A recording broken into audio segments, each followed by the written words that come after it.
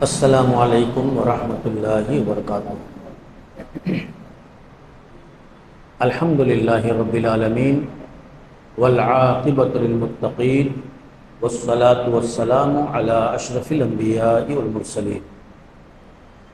یا ایھا الذین آمنوا اتقوا اللہ حق تقاتہ ولا تموتن الا وانتم مسلمون۔ یا ایھا الناس اتقوا ربکم الذی خلقکم من نفس واحدہ وخلق منها زوجها وبث منهما رجالا كثيرا ونساء واتقوا الله الذي تساءلون به والارحام ان الله كان عليكم رقيبا۔ يا ايها الذين امنوا اتقوا الله وقولوا قولا سديدا يصلح لكم اعمالكم ويغفر لكم ذنوبكم ومن يطع الله ورسوله فقد فاز فوزا عظيما۔ قال اللہ تعالی فی کلامہ المجید والفرقان الحمید فاعوذ باللہ من الشیطان الرجیم۔ ربی بما اغویتنی لأزینن لهم فی الارض ولأغوینہم الا عبادک منہم المخلصین۔ محترم سامعین و حاضرین، بزرگوں اور دوستوں، شیطان کی چالیں، اس موضوع پر آپ سے خطاب کرنا ہے۔ اللہ تعالیٰ نے قرآن مجید کے اندر بڑی تکرار کے ساتھ یہ بات بیان فرمائی ہے کہ شیطان انسان کا کھلا ہوا دشمن ہے۔ اس کے دشمن ہونے میں کوئی شک نہیں، کوئی شبہ نہیں۔ شیطان دکھائی نہیں دیتا، لیکن دشمنی میں اس نے جو کچھ کیا ہے وہ ہمیں ہمارے سر کے آنکھوں سے نظر آ رہا ہے۔ دنیا کے اندر گمراہیاں، دنیا کے اندر برائیاں، اور دنیا کے اندر فکری، اخلاقی، معاشرتی فساد جو ہمیں نظر آ رہا ہے، اس کے پیچھے شیطان کا بہت بڑا رول ہے۔ شیطان نے اللہ تعالیٰ کے سامنے وہ دشمنی جو آدم علیہ السلام سے اور آدم علیہ السلام کی اولاد سے اس کی شروع ہوئی، اس دشمنی کے نتیجے میں اس کا منصوبہ کیا تھا، اس کا پلان کیا تھا، اس نے اللہ کے سامنے اس کو ظاہر کر دیا اور بتا دیا کہ میں دنیا میں جا کر کے جو مجھے تم مہلت دینے والا ہے، میں کیا کرنے والا ہوں، میں بدلہ لوں گا، میں انتقام لوں گا، میں ذلیل ہوا، رسوا ہوا، تیرے اس دربار سے میں رادہ درگاہ ہوا تو میں خاموش نہیں بیٹھنے والا، میں اپنی ہر ذلت اور رسوائی کی قیمت انسان سے چکاؤں گا۔ اور پھر اس نے اپنی کچھ چالیں بھی بتلائیں، وہ کیسے واردات انجام دے گا، وہ کیسے انسانوں کے عقید و منہج پر یلغار کرے گا، کیسے جہنم میں لے جانے کے لیے ضلالت اور گمراہی کے راستے پر اس کو ڈالے گا، اس نے اس کو بھی بتا دیا۔ اور اللہ تعالیٰ نے اس کی بتائی ہوئی باتوں کو ہمیں بھی بتا دیا تاکہ ہم ہوشیار ہو جائیں، آگاہ ہو جائیں، اور شیطان کے خطرے سے اپنے آپ کو بچانے کی کوشش کریں۔ میرے بھائیو، اس نے جو کچھ بھی کہا تھا اس پر اس نے عمل کیا اور بڑی محنت سے عمل کیا۔ حضرت آدم علیہ السلام کے بیٹوں کا شکار کیا اس نے۔ حضرت آدم علیہ السلام کو نہیں بخشا۔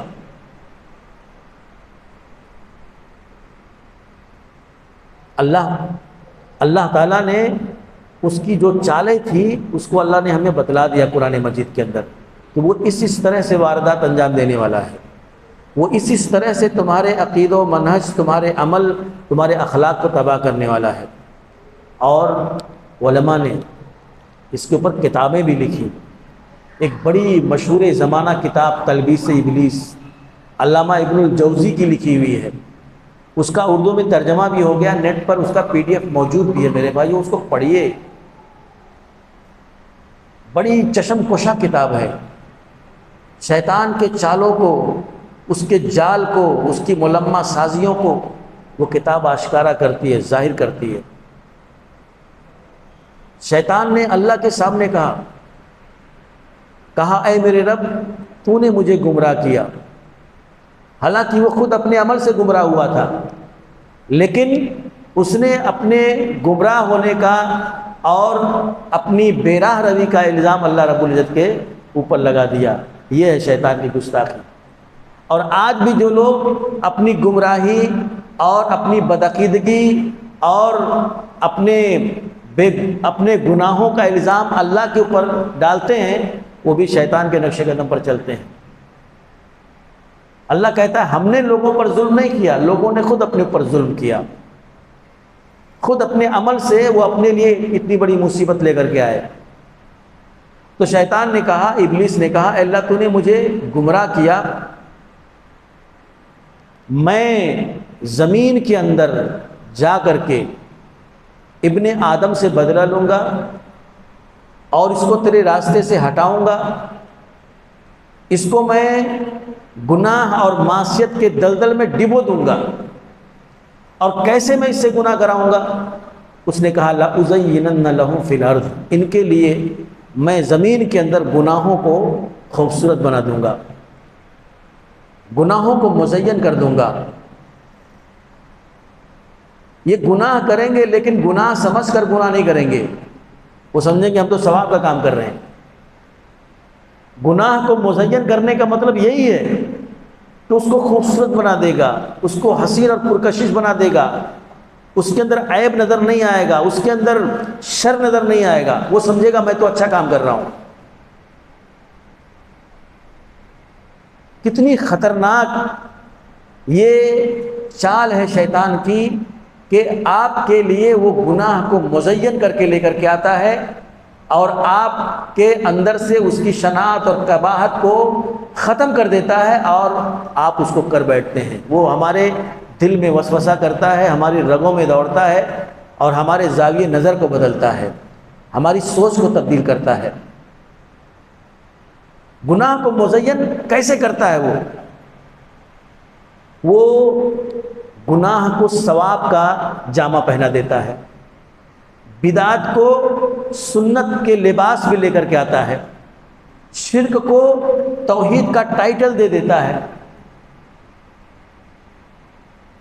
اسی طرح سے تمام طرح کے گناہوں کو مزین کر کے وہ ابن آدم کے سامنے لے کر کے آتا ہے اور انسان کے اندر جو اس گناہ کی شناعت اور قباحت ہوتی ہے، اس سے جو نفرت ہوتی ہے وہ ختم ہو جاتی ہے اور وہ اس گناہ کو کر بیٹھتا ہے۔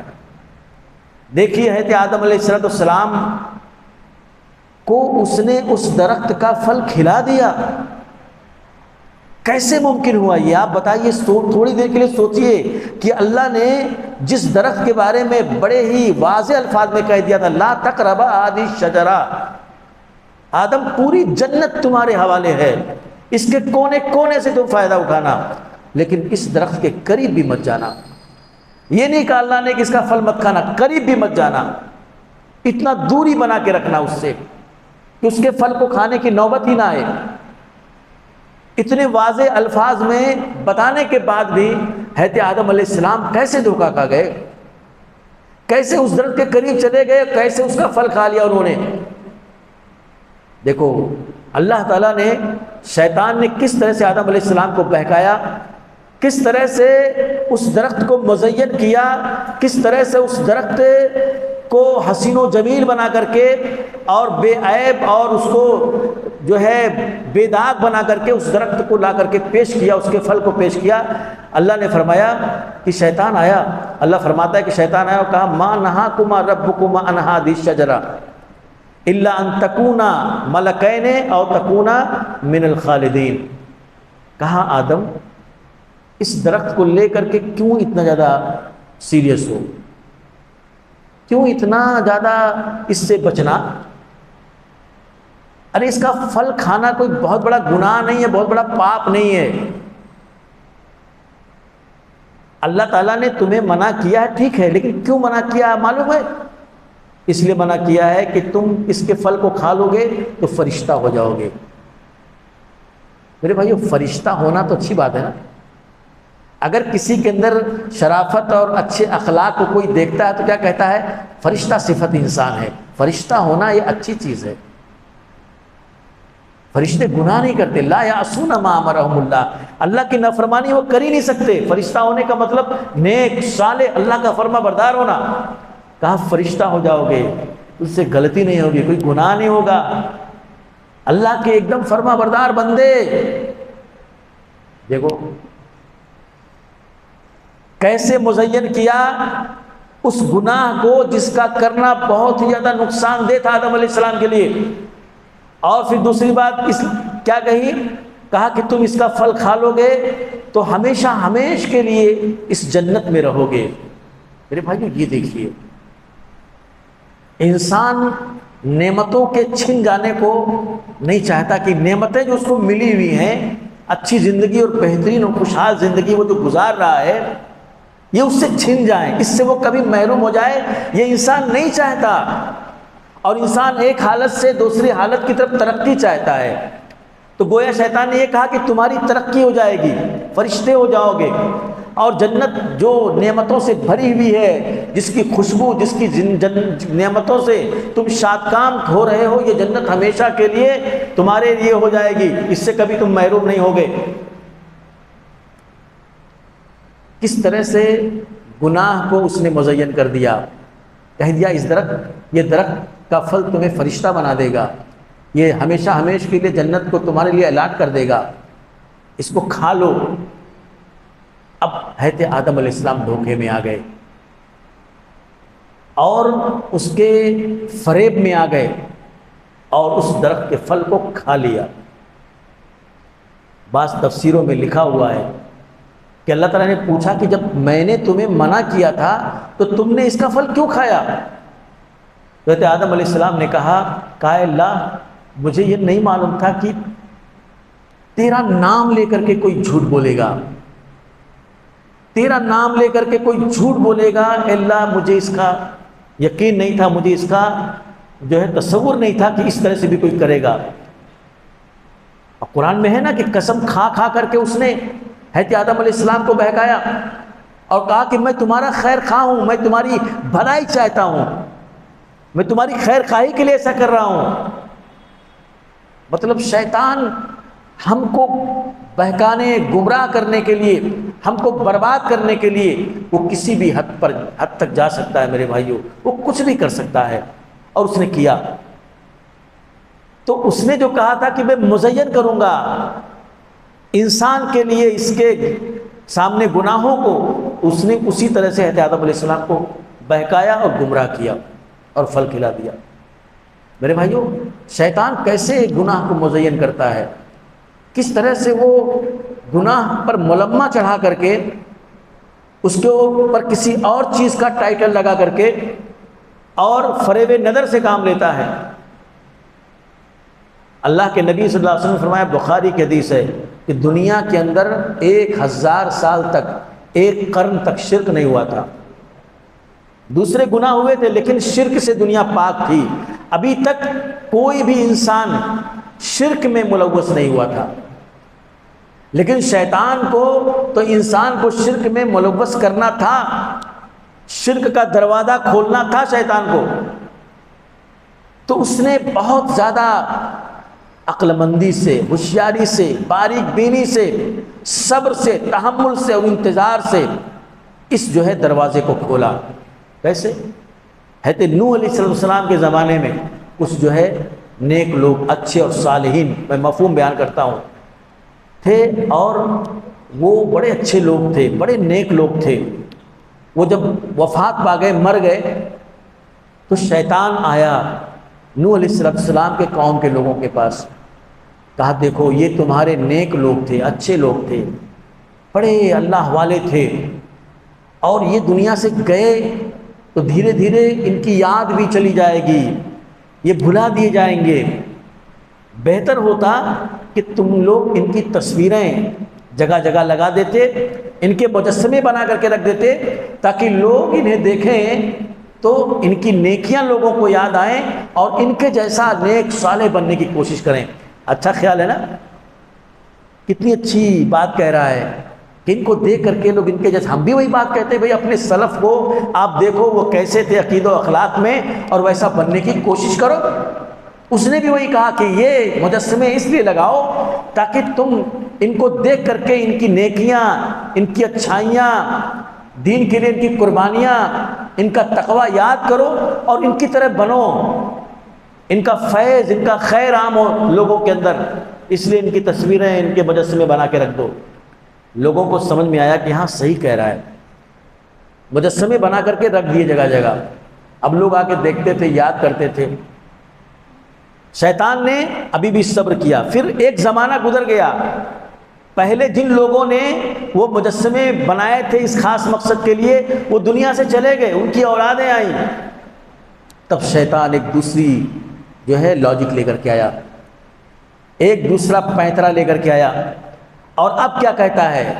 تم کو پتہ ہے یہ لوگ جن کے مجسمے تمہارے آبا اور اجداد نے جگہ جگہ بنا کے رکھے ہوئے ہیں، جن کی مورتیاں جگہ جگہ بنا کے رکھ دی گئی ہیں، تم کو پتہ ہے کہ تمہارے آبا اور اجداد نے کیوں یہ مجسمے بنا کے رکھے تھے، کیوں یہ مورتیاں بنا کر کے رکھی تھیں؟ ارے یہ بڑے عظیم لوگ ہیں، یہ بڑے پاورفل لوگ ہیں، اللہ کے مقرب اور نیک بندے ہیں، اللہ ان سے راضی ہے، اور ان کی اللہ کے ہاں چلتی بھی ہے، یہ اللہ سے جو کہہ دیں گے وہ اللہ کر دے گا۔ اس لیے اگر تم اللہ کی نظروں میں محبوب بننا چاہتے ہو، اللہ کے ہاں نجات اور مغفرت کرنا چاہتے ہو، تو تم ان کو راضی کرو، ان کو خوش کرو۔ یہ اگر خوش ہو گئے تو اللہ کو تو تم سے خوش کر ہی دیں گے یہ، کیونکہ اللہ ان کی بات ٹالے گا نہیں، اللہ ان کی بات کو مسترد نہیں کرے گا، اللہ ان کی سنتا ہے، اللہ ان کی مانتا ہے، تم ان کے لیے کرو۔ اب وہ اعمال، وہ افعال، وہ عبادتیں جو اللہ کے لیے لوگ کرتے تھے وہ ان کے لیے کرنے لگے کہ یہ ہماری عبادتوں کو اللہ کی بارگاہ میں پہنچا دیں گے، فارورڈ کر دیں گے، اور یہ خوش ہوں گے تو اللہ کو ہم سے خوش کر لیں گے، ہماری سفارش کر دیں گے، ہماری درخواست اللہ سے کر دیں گے، اللہ کو ہم سے منوا لیں گے۔ آپ بتائیے کیا یہی چیز کہہ کر کے، یہی چیز بول بول کر کے آج شرک نہیں کیا جا رہا ہے؟ جس لاجک سے شیطان نے شرک کو اس امت میں داخل کیا تھا، جس دلیل اور منطق سے شیطان نے شرک کا دروازہ اس امت پر کھولا تھا، آج بھی دنیا اسی پر قائم ہے۔ آج بھی وسیلے اور شفاعت کے نام پر شرک ہو رہا ہے، جو شرک لایا تھا شیطان نے اسی راستے سے، اسی بہانے سے۔ دیکھو، شرک کو شفاعت کا، سفارش کا نام دے دیا گیا، شرک کو وسیلے کا نام دے دیا گیا، شرک کو اولیاء اللہ کی سے محبت کا نام دے دیا گیا۔ کس طرح سے شرک کا راستہ شیطان نے اس امت میں استوار کیا، اور آج تک وہ دروازہ کھلا ہوا ہے، آج تک شرک ہو رہا ہے میرے بھائیوں۔ ہر محاذ پر شیطان ایسے ہی گناہوں کو مزین کرتا ہے، شیطان ایسے ہی منکرات کے اوپر ایک ملمہ چڑھاتا ہے اور آپ کو دھوکہ دیتا ہے۔ ابھی دیکھیں میرے بھائیوں، غلطی کے خلاف نکیر کرنا، تحذیر کرنا، باطل عقیدے اور عمل کے اوپر رد کرنا، یہ تو سلف کا طریقہ ہے، یہ تو ہمارے اسلاف کرتے آئے ہیں۔ آپ اللہ کے نبی صلی اللہ علیہ وسلم اور صحابہ سے لے کر کے تاریخ پڑھیے، امام احمد ابن حنبل اور تمام ائمہ کی تاریخ پڑھیے، ہمیشہ ہمارے سلف نے جہاں کہیں بھی انحراف دیکھا، کجی دیکھی، شرک دیکھا، بدعقیدگی دیکھی، تو وہاں پر وہ خاموش نہیں رہے، وہاں پر انہوں نے انگلی رکھ کر کے بتایا۔ حضرت عبداللہ ابن مسعود نے ان لوگوں کو جو پتھروں پر تسبیح گن رہے تھے کہا، ابھی نبی کے کپڑے، نبی کا کفن پرانا نہیں ہوا، نبی کے برتن نہیں ٹوٹے، اور ابھی سے تم ہلاک ہو رہے ہو، ابھی سے تم اپنے عقید و عمل کو برباد کرنے پر تلے ہوئے ہو۔ حضرت امام احمد بن حنبل کو دیکھو، خلق قرآن کے مسئلے میں کس طرح سے بادشاہ وقت سے مقابلہ کیا، انہوں نے جیل میں ڈال دیے گئے، اور اسی طرح سے امام مالک رحمۃ اللہ علیہ بادشاہ کے کوڑے کھاتے ہیں وہ اسی انکار منکر اور اسی رد اور تحذیر کے لیے۔ اور آج کچھ لوگ کہتے ہیں ارے نہیں کسی کو برا مت کہو، دیکھو یہ بھی شیطان کا دیا ہوا وسوسہ ہے، ملمہ کاری ہے۔ رواداری، خیر سگالی، محبت، یہ فروعی مسئلے ہیں۔ جو جیسا کرتا ہے ویسا اللہ کے ہاں اپنا حساب وہ دے گا، آپ دینے نہیں جاؤ گے۔ کیوں کسی کو بولتے ہو؟ دنیا اسلام اور مسلمانوں کے خلاف متحد ہو چکی ہے، اس لیے آپس میں اختلاف نہیں، انتشار نہیں، جو جیسا کرتا ہے اس کو کرنے دو۔ میرے بھائیوں آپ تصور کیجئے کس قدر سنگین بات ہے یہ کہ آج شرک ہو رہا ہے، لیکن لوگ رواداری کے نام پر، مصلحتوں کے نام پر شرک سے بولنے سے روکتے ہیں۔ اختلاف ہوگا، انتشار ہوگا، ٹکراؤ ہوگا، ماحول خراب ہوگا، دوریاں بڑھیں گی۔ اس وقت امت کو ایک پلیٹ فارم پر لانے کا وقت ہے۔ میرے بھائیوں جس اتحاد، جس اتفاق اور جس محبت کا لوگ حوالہ دیتے ہیں، کتاب و سنت اور توحید پر ہی سچا اتحاد ہو سکتا ہے۔ اور اس طرح سے آپ جو ہے اس طرح کی گمراہیوں کو، ضرورتوں کو نظر انداز کر دیں گے اور آپ جو ہے بدعت پر خاموش رہیں گے۔ آپ دیکھیے نا شیطان کس طرح سے آج نئے نئے لاجک لا کر کے، نئے نئے دلیلیں لا کر کے، نئے نئے ڈھکوسلے لا کر کے اور ہم کو ڈائیورٹ کر رہا ہے، ہمارے ذہن کو پھیر رہا ہے اصل کام سے۔ ایک بہت بڑی عید اس امت نے ایجاد کر لی، نام کیا دیا گیا؟ رسول اللہ کی محبت۔ شیطان نے مزین کر دیا محبت رسول اللہ۔ اب جو وہ عید نہ منائے وہ گستاخ، وہ گستاخ۔ اور جو اس عید کے نام پر بدعت و خرافات کے اندر امت کو سر سے لے کے پیر تک ڈبو دیں، وہ اصل محب رسول، عاشق رسول اور پتہ نہیں کیا کیا کہا جاتا ہے۔ پوری امت کو ماتم اور سوگ کے اندر مبتلا کیا گیا، اور یہ کیا کہا گیا؟ یہ آل بیت کی محبت ہے۔ کہیں گمراہ کیا گیا محبت رسول اللہ کے نام پر، اور کہیں گمراہ کیا گیا حب آل بیت کے نام پر، اور کہیں گمراہ کیا جا رہا ہے اولیاء اللہ کی محبت کے نام پر۔ اس طرح سے شیطان ہر گناہ کو ایک حوالہ دے رہا ہے، اس کے اوپر ایک ملمہ چڑھا رہا ہے، اس کے اوپر ایک ٹائٹل لگا رہا ہے، اس ٹائٹل سے اس گناہ کو امت کے اندر لے کر کے آ رہا ہے، اور وہ گناہ عام ہو جا رہا ہے، وہ گناہ پھیل رہا ہے۔ میرے بھائیو شرک کو اس امت کے اندر داخل کر دیا، اتنا بڑا کارنامہ اس کا ہے۔ یہ امت جو ایک اللہ کی عبادت کے لیے پیدا کی گئی تھی، اس نے اپنے رب کی عبادت کے اندر شریک کر لیا، اس نے اپنے رب کے اسماء اور صفات میں شریک مان لیا۔ اب اس سے بڑی شیطان کی کامیابی اور کیا ہو سکتی ہے؟ اس سے بڑا شیطان کا کارنامہ اور کیا ہو سکتا ہے؟ اور اسی طرح سے آپ دیکھیں، آپ سروے کریں، آپ جائزہ لیں، آپ نظر دوڑائیں، تو شیطان نے جو کہا تھا میں انسان کے لیے اس کے گناہوں کو زمین کے اندر مزین کروں گا، خوبصورت بناؤں گا، اس کے اوپر ملمہ چڑھا کر کے پیش کروں گا، قدم قدم پر شیطان یہ واردات انجام دے رہا ہے۔ آپ بتائیے سود کتنا بڑا گناہ ہے، سود کتنا بڑا گناہ ہے، کتنی شناعت اور قباحت اسلام نے اس کی بیان کی ہے، اور کہا جو لوگ سود کھاتے ہیں وہ اللہ سے اعلان جنگ کرتے ہیں۔ آپ بتائیے اللہ سے اعلان جنگ، یہ معمولی بات ہے کوئی اللہ کو چیلنج کرے، اللہ سے جنگ کا اعلان کرے؟ سود کھانے والا اللہ سے اعلان جنگ کرتا ہے۔ اللہ تعالیٰ نے اتنی نفرت دلائی ہے سود سے، اور سود کا سب سے ادنا درجہ کہا یہ اپنی ماں سے زنا کے برابر ہے۔ اتنی ساری مذمت بیان کرنے کے بعد، اتنی ساری نفرتیں بیان کرنے کے بعد سود کے بارے میں، اس امت کو سود سے کتنا دور رہنا چاہیے تھا، اس امت کو سود کے معاملات سے کتنا زیادہ اپنے دامن کو بچانا چاہیے تھا۔ لیکن آپ زمین پر اتریے اور دیکھیے کہ کس طرح سے آج سودی معاملات میں انسان جو ہے ملوث ہو چکا ہے۔ کیوں؟ شیطان نے سود کو مزین کر دیا۔ شیطان نے نام بدل بدل کر کے سود کو انسان کی زندگی کے اندر داخل کر دیا.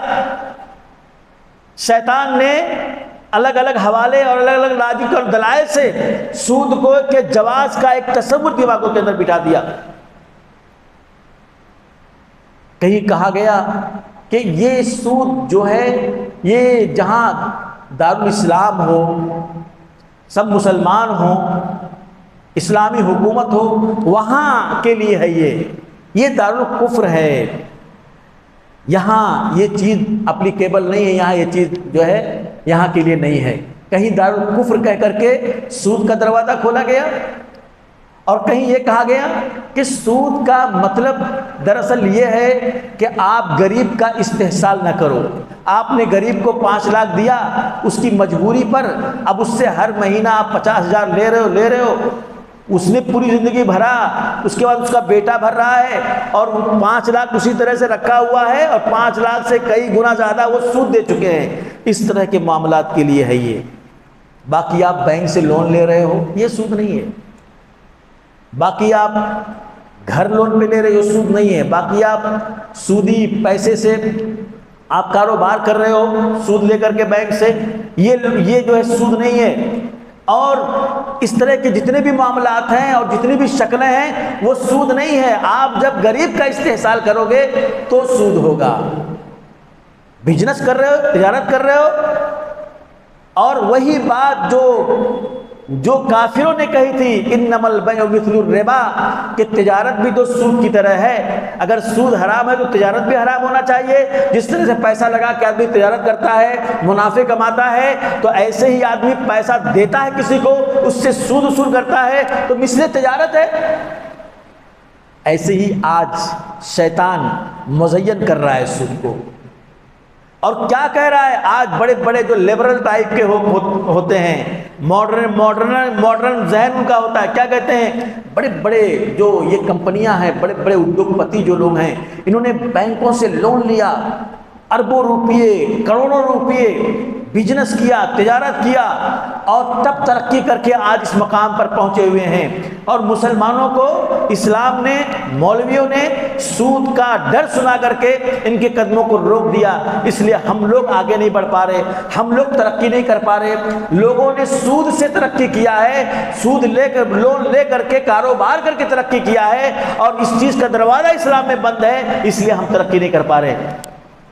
میرے بھائیو دیکھو کس طرح سے شیطان، یہ لوگ جو بولتے ہیں شیطان ان کے ذہنوں میں پھونکتا ہے، شیطان وسوسے کرتا ہے. وہ ہمارے دلوں میں بیٹھ کر کے ایسا ہی گناہ کو مزین کرتا ہے، خوبصورت بناتا ہے، خوشنما بناتا ہے، اور پھر اس کی سنگینی ختم ہو جاتی. کتنے ایسے لوگوں سے ملا گیا ہے، حقیقت میں وہ یہ نہیں کہتے کہ بھئی فتنوں کا دور ہے اور جتنا زیادہ اپنے ایمان اور عقیدے کو بچا لیا جائے اتنا زیادہ اچھا، یہ سب نہیں کہتے.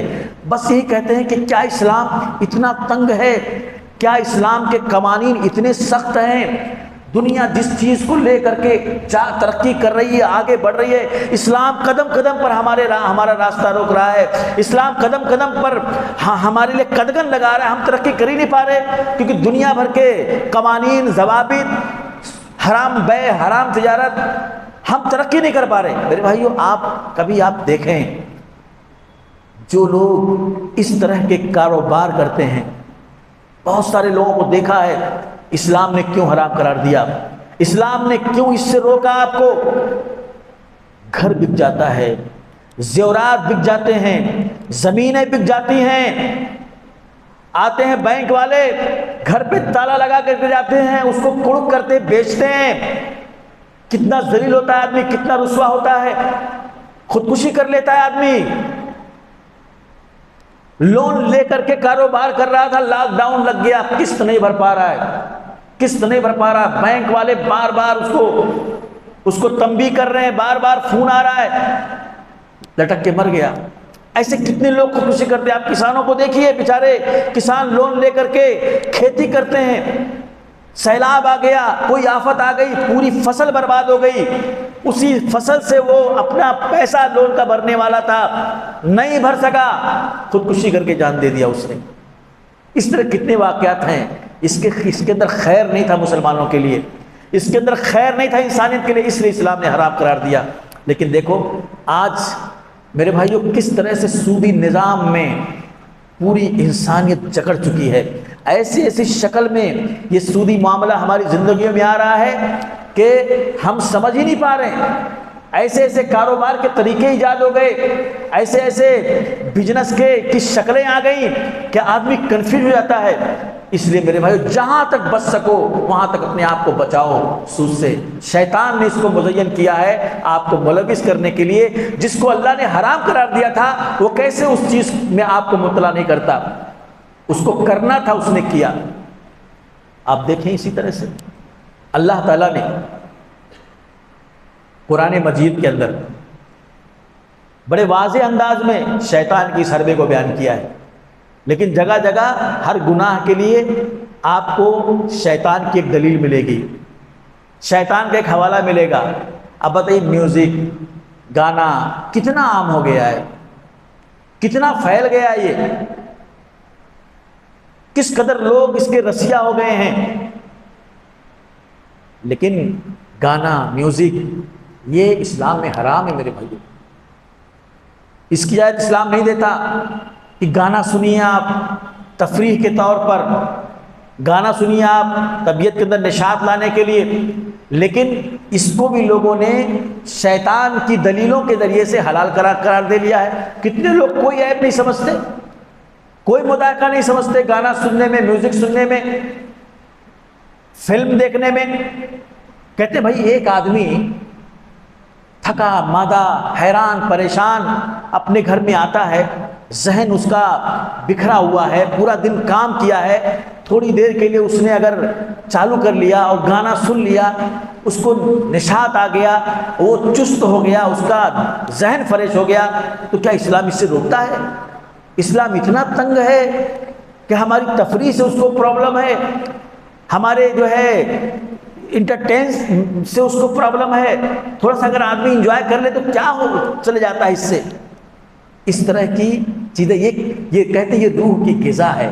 میوزک کیا ہے؟ روح کی غذا ہے میرے بھائیو۔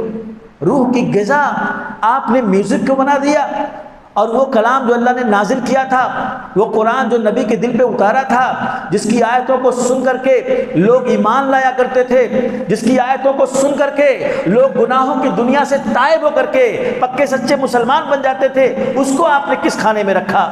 آپ کے دل کو اگر قرآن کی تلاوت آپ کے دل کو اگر جو ہے راحت نہیں دیتی ہے، آپ کے دل کو اگر قرآن آرام نہیں پہنچاتا ہے، اور آپ کے دل و دماغ کے تاروں کو اگر قرآن کی تلاوت نہیں چھیڑتی ہے، تو ضرور آپ کے دل پر سیاہی پڑ گئی ہے، ضرور اس کے اوپر گناہوں کی مہر لگ گئی ہے۔ اسی لیے گانے سے سکون مل رہا ہے، اسی لیے گانے میں آپ کو روح کی غذا نظر آ رہی ہے میرے بھائیو۔ وہ چیز جس کو آپ تلاش رہے ہو وہ قرآن سے ملتی تھی، وہ قرآن سے حاصل ہوتی ہے۔ اللہ کے کلام کی تلاوت یہ لوگوں کو کے دلوں کو جھنجھوڑ دیا کرتی تھی، لوگوں کو کفر سے ایمان اور توحید کی طرف لے آتی تھی۔ حضرت فضیل ابن عیاض ڈاکو تھے، ڈاکہ ڈالنے کے لیے گئے ہیں، دیوار پر چڑھے، اور یہ تھا کہ اب وہ نیچے چھلانگ لگائیں گے اور اس شخص کے گھر کو لوٹ لیں گے، تو نیچے وہ گھر کا وہ مالک قرآن پڑھ رہا ہے، اور قرآن کے اندر وہ آیت اس کی زبان پر ہے، الم یان للذین آمنوا ان تخشع قلوبهم لذکر اللہ۔ کیا لوگوں کے لیے اب بھی وقت نہیں آیا کہ ان کے دل اللہ کے ڈر سے لرز اٹھیں؟ یہ آیت کریمہ جب ان کی سماعتوں سے ٹکرائی تو ان کو ایسا لگا کہ آواز نیچے سے نہیں اوپر سے آ رہی ہے، میں ڈاکہ ڈالنے جا رہا ہوں تو اللہ اوپر سے کہہ رہا ہے کہ اے فضیل ابن عیاض اب بھی وہ وقت نہیں آیا کہ تو اللہ کے ڈر سے کانپ اٹھے، لرز اٹھے، جبکہ تو اللہ کا کلام سن رہا ہے۔ فوراً انہوں نے اپنا ارادہ بدل دیا، فوراً انہوں نے چوری سے توبہ کیا، اور اتنے پکے سچے نیک مسلمان بن گئے کہ بڑے بڑے بادشاہ ان کو بلاتے تھے اور کہتے تھے نصیحت کرو، تم نصیحت کرتے ہو تو دل نرم پڑ جاتا ہے۔ آج انہی کی اولادیں ہم ہیں میرے بھائیوں۔ ہم کو گانوں سے سکون ملنے لگا، ہماری روح کی غذا یہ میوزک ہو گئی، یہ ناچ ہو گئے، یہ جو ہے فلمیں ہو گئی۔ کیوں ایسا ہوا، یہ نظریہ کیوں بدلا، یہ طبیعت کیوں بدلی، یہ افتاد تباہ کیوں تبدیل ہوئی؟ شیطان نے مزین کر دیا، شیطان نے خوبصورت بنا دیا، اور اس کے اوپر ملمہ چڑھا کر کے اس کو اچھا بنا دیا آپ کے لیے۔ پوری دنیا تو گانے سن رہی ہے، پوری دنیا میں تو میوزک چل رہی ہے، آپ لوگ کیوں اس سے دور ہو؟ اس سے سرور ملتا ہے، اس سے طبیعت کے اندر جو ہے نشاط آتا ہے۔ یہ حربہ میرے بھائیوں قرآن میں اللہ نے بیان فرمایا کہ شیطان گناہوں کو مزین کرے گا۔ شیطان نے یہ بھی کہا تھا کہ اللہ نے فرمایا، اس نے کہا کہ میں اس کے آرزویں دلاؤں گا، امیدیں دلاؤں گا، امیدوں اور آرزوؤں کے اندر اس کو میں پھنسا کر کے رکھوں گا۔ آج دیکھیے امیدوں اور آرزوؤں کے اندر ہم زندگی گزار رہے ہیں۔ آدمی جوان ہے، صوم و صلات سے دور ہے، اس کو یہ لگتا ابھی تو زندگی پڑی ہوئی ہے۔ امید، آرزویں، اللہ کے نبی نے 2 لکیر کھینچی، ایک چھوٹی ایک بڑی۔ لوگوں نے کہا اللہ کے نبی یہ کیا ہے؟ کہا یہ چھوٹی لکیر یہ تمہاری زندگی ہے، اور یہ جو بڑی لکیر ہے یہ تمہاری آرزویں ہیں۔ زندگی تمہاری ختم ہو جاتی ہے لیکن تمہاری آرزویں نہیں ختم ہوتی ہے۔ آج دیکھیے انسان، شیطان دلوں میں بیٹھ کے کیسی کیسی آرزویں دلاتا ہے، کیسی کیسی امیدیں دلاتا ہے۔ کچھ لوگوں کو تو ایسی ایسی امیدیں اور آرزویں دلا دیا شیطان نے کہ ان کو لگتا ہے کہ جنت ہماری پراپرٹی ہے، جہنم دوسروں کے لیے ہے اور جنت ہمارے لیے پیدا کی گئی ہے۔ یہی تو کہا تھا یہود و نصارہ نے، لن يدخل الجنت الا من کان ہودا و نصارا، جنت میں نہیں داخل ہوگا مگر جو یہودی ہے، جو نصرانی ہے۔ آج یہی خبط بعض مسلمانوں کو بھی لگا ہوا ہے، شرک اور بدعت اور منہجی انحرافات کے اندر مبتلا ہیں اور سمجھتے ہیں کہ ہم صحیح ہیں اور جنت کے اندر ہم ہی جانے والے ہیں۔ یہ آرزویں شیطان نے دلایا ہوا ہے اور مزید ان سے شرک کرا رہا ہے۔ شیطان نے کہا کہ میں اس سے لآمرنہم فلیغیرن خلق اللہ، میں اسے حکم دوں گا اور یہ اللہ کی فطرت کو، اللہ کے نیچر کو اور میں تبدیلی کرے گا، اللہ کی فطرت کے اندر تبدیلی کرے گا۔ یہ خطرناک چیز جو شیطان کہہ کے اللہ کے پاس آیا تھا کر رہا ہے دنیا کے اندر، اللہ کی فطرت کو یہ چھیڑ رہا ہے، دنیا کے اندر فطرت سے چھیڑ چھاڑی کر رہا ہے، انسانوں کو اس کے اوپر آمادہ کر رہا ہے، اور انسان اللہ کی بنائی ہوئی فطرت سے چھیڑ چھاڑ کر رہے ہیں۔ آپ دیکھیں آج پلاسٹک سرجری ہو رہی ہے دنیا کے اندر، اپنے چہرے کو خوبصورت بنانے کے لیے، اس کا کلر چینج کرانے کے لیے پلاسٹک سرجری، ٹیٹو بنواتے ہیں، اپنے دانتوں کے اندر گیپ کراتے ہیں عورتیں حسن کو۔ اور اگر یہ دیکھنا ہو کہ شیطان اللہ کی فطرت میں انسانوں سے چھیڑ خانی کہاں کروا رہا ہے تو آپ دیکھ لیجئے جہاں میک اپ وغیرہ کا کام ہوتا ہے، جہاں میک اپ کیا کہتے ہیں اس کو، جہاں میک اپ وغیرہ کراتے ہیں، بیوٹی پارلر۔ بیوٹی پارلر میں یہی سب کچھ ہوتا ہے، اللہ کی فطرت سے اپنے کو اور زیادہ حسین بنانے کے لیے، بھووں کو جو ہے اور پہلے سے بہتر بنانے کے لیے، اور اسی طرح سے چہرے کو اور خوبصورت بنانے کے لیے، حسن کے نام پر، خوبصورتی کے نام پر، تزئین و آرائش کے نام پر شیطان عورتوں سے اللہ کی فطرت کے اندر چھیڑ خانی کرا رہا ہے۔ بدن کے اندر ٹیٹو بنانا، اور سب سے خطرناک چیز آج آپ میں کس طرح سے آج شیطان اللہ کی فطرت میں انسانوں سے چھیڑخانی کرا رہا ہے۔ جو وعدہ کر کے آیا تھا ٹیسٹ ٹیوب بھی خطرناک، یہ اللہ کی بنائی ہوئی فطرت کے اندر چھیڑخانی ہے۔ اس کی کچھ جائز شکلیں علماء نے بتلائی ہیں، لیکن ٹیسٹ ٹیوب بھی آپ تصور کیجئے، پہلے لوگ سوچ بھی نہیں سکتے تھے کہ مرد کا اسپم لے کر کے، عورت کا بیضہ لے کر کے، اور اس کو ٹیوب میں کچھ دن سائنسی پروسیس سے گزارا جاتا ہے، پھر اس کو عورت کے رحم میں اس کے بچے دانی میں ڈالا جاتا ہے، اور پھر وہ بچہ دیتی ہے، پھر ولادت ہوتی ہے۔ یہ کیا ہے؟ اللہ کی بنائی ہوئی فطرت سے چھیڑخانی۔ ایک عورت نہیں چاہتی ہے کہ وہ حمل کی تکلیف اٹھائے، نہیں چاہتی ہے کہ وہ ولادت کے درد سے گزرے، اس کی تکلیف کو برداشت کرے، تو اس کا شوہر کسی عورت کا رحم ہائر کرتا ہے، اس کو پیسے دیتا ہے، اور اس کا رحم، اس کی بچے دانی کو ہائر کرتا ہے، اور پھر اپنا اسپم اور اپنی بیوی کا بیضہ اس کے جو ہے رحم میں انجیکٹ کیا جاتا ہے، اور وہاں سائنسی پروسیس سے وہ بچہ اس کے اندر پلتا ہے، بڑھتا ہے، اور اس کے بعد وہ اس بچے کو پیدا کرتی ہے، اس کو جنتی ہے۔ اس کا بچہ نہیں ہے، اس نے صرف اپنا رحم، اپنی بچے دانی دی ہے، پیسے، اس کا پیسہ اس کو ملا، بچے دانی اس نے ہائر کیا ہے۔ آپ دیکھ لیے، غور کیجیے آپ، بیضہ اس کا اسپم ہے، اس کی بیوی کا بیضہ ہے، اور اس نے اپنا بچے دانی دیا ہوا ہے، اور پھر وہ پیسے لیتی ہے، بچہ پیدا ہوتا ہے، دے کر کے چلی جاتی ہے، اس کا اس بچے سے کوئی تعلق نہیں۔ میرے بھائیوں، اللہ کے نبی نے قیامت کی نشانیوں میں سے ایک بات یہ بھی بیان فرمائی تھی، ان تلد الامۃ ربتہا، قیامت کی نشانی ایک یہ بھی ہوگی کہ لونڈی اپنے مالک کو جنے گی۔ اب بتائیے، وہ عورت جو اس بچے کو پیدا کر کے اور جا رہی ہے، اس بچے کی کیا ہے؟ اس کے باپ کی لونڈی ہی تو ہے، اس کے باپ کی نوکر ہی تو ہے، جس نے بس پیسہ لے کر کے اپنے آپ اپنا بچے دانی اس کے باپ کے حوالے کیا ہے۔ یہ تشریح بھی علماء نے بیان کی ہے کہ لونڈی اپنے مالک کو جنے گی، یعنی وہ لونڈی ہے اس بچے کی بھی اور اس کی بھی، جس نے اس کو ہائر کیا ہے، اور اس کے پیٹ سے اس کا مالک پیدا ہو رہا ہے۔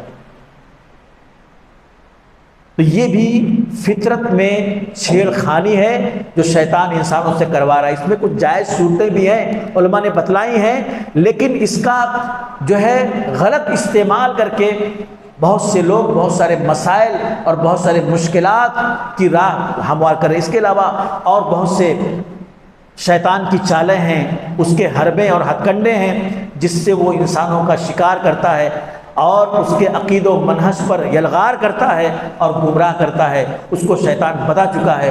اللہ سے دعا ہے کہ اللہ ہمارے دلوں میں ایمان پیدا کرے، تقوی پیدا کرے، کتاب و سنت کی تعلیمات کو روشنی میں زندگی عطا فرما، ہمیں شیطان کے حربوں، اس کے چالوں اور اس کے ہتھ کنڈوں سے اللہ تعالی ہماری حفاظت فرمائے۔ آمین۔ وآخر دعوانا الحمدللہ۔ سبحانک اللہم وبحمدک، اشہد ان لا الہ الا انت، استغفرک واتوب الیک۔